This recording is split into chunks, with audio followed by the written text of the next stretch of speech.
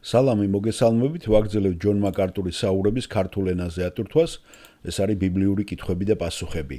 ჩვენ მალე დავამთავრებთ ამ 53 ნაწილს. შემდეგი კითხვა ეხება სპეციფიურ პიროვნებას, რომელიც არის რეფორმაციული თეოლოგიის წარმომადგენელი და მე დავასათაურე ეს რა სიტყვით რეფორმაციული თეოლოგიის ნაკლზე და მის სუსტ მხარეებზე. ჯონ მაკარტურიც ერთგვარად მოიაზრება რეფორმაციული თეოლოგიის წარმომადგენლად, მაგრამ ის განსხვავებით სხვებისაგან აკრიტიკებს გარკვეულ იმებს და მე ყველანაირად ვეთანხმები ამ საკითხში. ეს არის ესხატოლოგია და გამოცხადების წიგნი. აი რობერტ სპროული, როგორც გითხარით, იყო ალბათ მისი ყველაზე ახლო მეგობარი, რომელიც იყო კალვინისტი, წმინდა გაგებით, რეფორმაციული თეოლოგიის წარმომადგენელი. და როდესაც მეც ძალიან მოხიბლული ვიყავი და ვარ კიდევაც ახლაც რობერტ სპროულით, შევიძინე კიდევაც მე თანხა გადავიხად სპეციალურად, არა მარტო წიგნები, არამედ მისი ვიდეოფირებიც. ისე ძალიან კარგად ეწევა აპოლოგეტიკას, სხვადასხვა გვაძლევს ძალიან კარგ ისტორიულ, ესე ვთქვათ, განხილვას კაცობრიობის სოფხედველობისა ქრისტიანულ შუქზე. მაგრამ როდესაც საქმე შეეხო ესხატოლოგიას და გამოცხადების წიგნს, აი პირდაპირ აი როგორც ახლა ჯონ მაკარტური იტყვის ამ პიროვნებაზე ჰაროლდ კემპინგზე, აი პირდაპირ გამოვითოფე. ისეთი აცდენილი იყო გამოცხადების წიგნში, როცა ჯონ მაკარტურის ეს ინტერპრეტაცია ჩემთვის ახლა ხო არავის არ იმას უქნია რაღაცა ჩაუდია და რაღაცა არა ღმერთი მოგცემ თქვენ იმას განსჯას უნარს სულიწმინდის მეშვეობით თუ რომელია უფრო სწორი, რასაც ბიბლია ამბობს. ბიბლიასთან უფრო ახლოს ვინ მიდის. და ეს იყო ზუსტად რომ მე დავინახე რომ ყველანაირად აი მე პირველი წაკითხვა, როდესაც წავიკითხე გამოცხადების წიგნზე, ეს იყო ერთ-ერთი წიგნი რუსული ლაკხამერი, რუსული ებრაელი წარმომავლობის ბატონო თეოფილე მალაქიამ მიგვითითა ჩვენ მე ვიყიდე პატარა რუქაც მქონდა და იმიდან მოყოლებული მე ძალიან კარგად დამიჯდა, იმიტომ რომ ებრაელური წარმოშობის იყო და ბუნებრივია დისპენსაციონალისტი იქნებოდა, რომელსაც გაყოფილი აქვს ეკლესიისა და ისრაელის ბედი.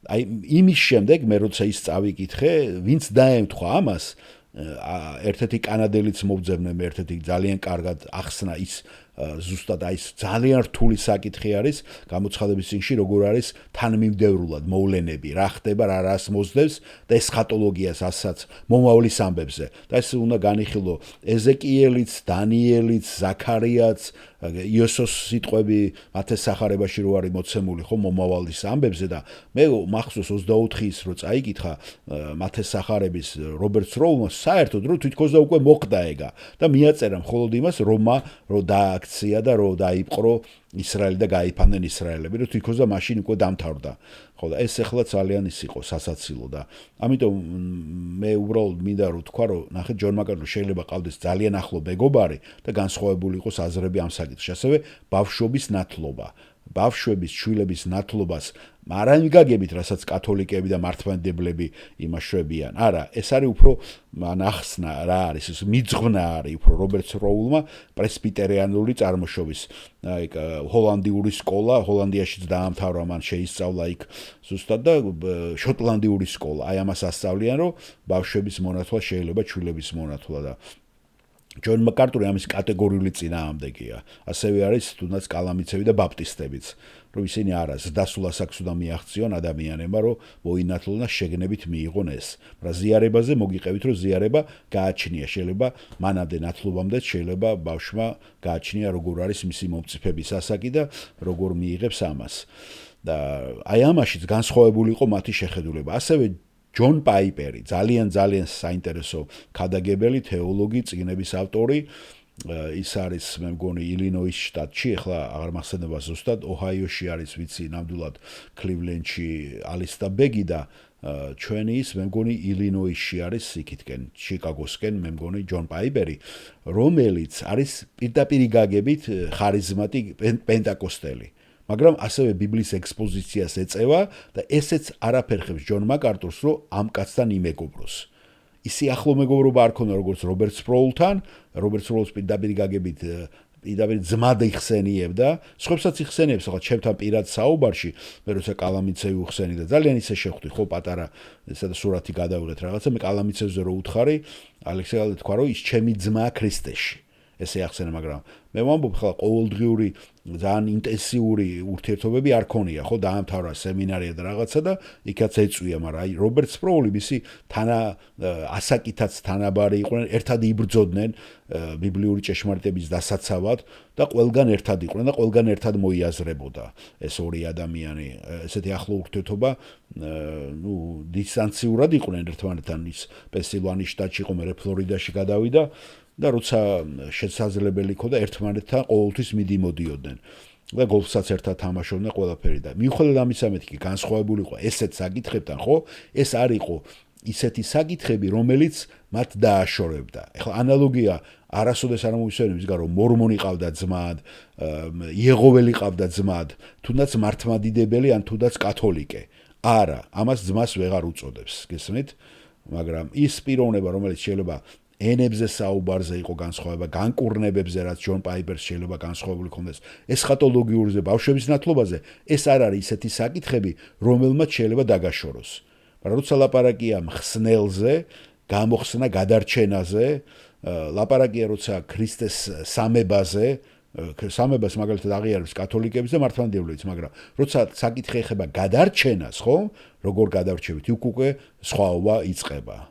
ასე რომ ეს მინდოდა უბრალოდ მეთქვა, იმიტომ რომ არ მინდოდა ეს კონკრეტული ამ ჰეროლდ კემპინგზე რომ არ დამებნიეთ თქვენ და ეს უფრო ეხება მთლიანად რეფორმაციულ თეოლოგიას. მოდით მოусმინოთ ამას და ამ კითხვის შემდეგ ბოლო კითხვით დაამთავრებს ჯონ მაკარტური 53 ნაწილს.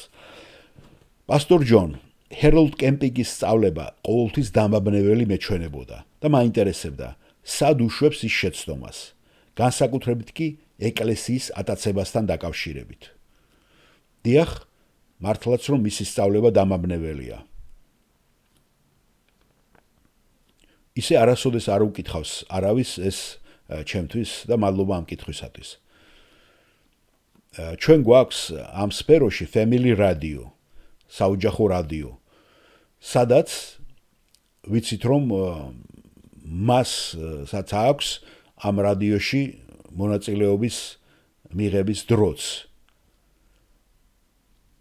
და მართლაც როდესაც ვისმენ ხოლმე მეც ამ რადიოში მისი ქადაგება და მისი ინტერპრეტაცია ძალიან დამაბნეველია.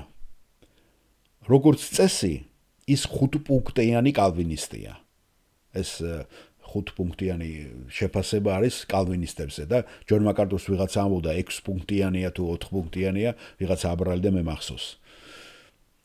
ძალიან ძლიერია რეფორმაციულ თეოლოგიაში. მაგრამ ხშირად ის ახდენს საგნების საკმაოდ პერსონალიზებულ ინტერპრეტაციას. და განსაკუთრებით როდესაც საქმე ეხება ესხატოლოგიას. და სიმართლე უნდა გითხრათ, რეფორმატორ ადამიანებთან ეს არც თუ ისე იშვიათია. ისინი სრულიად უბრალოდ იკარგებიან, როცა საქმე ეხება გამოცხადების წიგნს ან სხვა წიგნებს ესხატოლოგიას მომავალ ამბებს, რაც უკავშირდება სამყაროს მომავალ ამბებს. და როდესაც ის გამოცხადების წიგნს არჩევს რეფორმაციული ტრადიციის მრავალი სხვა ადამიანის მსგავსად და მათ შეიძინეს ეს რეფორმირებული თეოლოგია, რომელიც კოდიფიცირებული და შეფუთული იყო ესხატოლოგიური თეოლოგიის ისტორიულ განვითარებასა და დოქტრინის ამ მიმდინარეობასთან ერთად. ამიტომ მათ არ სურთ ამაზე საუბარი, როდესაც ჩვენ ამას მიუთითებთ. და როდესაც ის გამოცხადების წიგნს ეხება, ყველაფერი ძალიან დამაბნეველი ხდება. და ამას ემატება ის ფაქტი, რომ ის ახლა დარწმუნებულია, რომ 94 წლის 28 სექტემბერს მოხდება ეკლესიის ატაცება. კარგით ბატონო. აჰა, დაველოდოთ, ეს არის მისი მიერ გამოთვლილი ატაცების დღე. და ყველაფერი დადასტურებული აქვს დიდ უზარმაზარ ხელწიგნში. ჩვენ გავარკვევთ ამას. რამდენად სანდოა მისი ეს წინასწარმეტყველება 28 სექტემბრამდე. თუ რას გააკეთებს ის მერე ამ თვეებში. მართალი ხართ? მისი სწავლება ძლიერ დამაბნეველია. ეხლა ჯონ მაკარტური ცაყვება, მეორე ეს არის 94 წლის უკვე იანვარი. და რაღაცა 9 თვეში უნდა მოხდეს ატაცება, მაგრამ არაფერი ატაცება არ მოხდარა, ხო? ხა რობერტ სპროულისგან ეს მე არ მომისმენია, მაგრამ ეს კაცი ისე გავიდა დამკებში, როგორც გამოთქმა არის, ხო, დამკებში გასვლა, რომ უკვე და როგორც მეშვიდე ადვენტისტებს ჰქონდათ რამოდენიმე იცით, ხო? ბევრს ჰქონდა ესეთი რაღაცა წინასწარ რიცხვი შემუშავებული, ძალიან ბევრი ადამიანი ჩემმა თანამშრომლმა მითხრა ბერძენი იყო, რომ მისი მშობლები შოკში აღმოჩნდნენ. წარმოგიდგენიათ, ყველანაირად ყველა ელოდებოდა მეორედ მოსვლას და ატაცებას და შოკი მიიღეს მისმა მშობლებმა საბერძნეთში. რომ პირდაპირ ელოდებოდნენ და გამიკვირდა რომ ბერძნებიც არიან ბევრი იეღოველები და მეშვიდე ადვენტისტები. გამიკვირდა ალბათ ყელში რო ამოვიდათ ეს მართლმადიდებლობა, ხო ბევრი გადავიდა. აი აქაც ტორონტოშიც ვიცით ძალიან ჩემი თანამშრომლები, ჩემი მეუღლის თანამშრომელი, რომ სერიოზულად იეღოველები არიან ბერძნები. გამიკვირდა მე ძალიან. და ამბობს ჯონ მაკარტური ესე რომ მართლაც მისი სწავლება დამაბნეველია. ეხლა კი ბოლო კითხვას მოვისმენ და ამითი დავამთავრებთ ამას.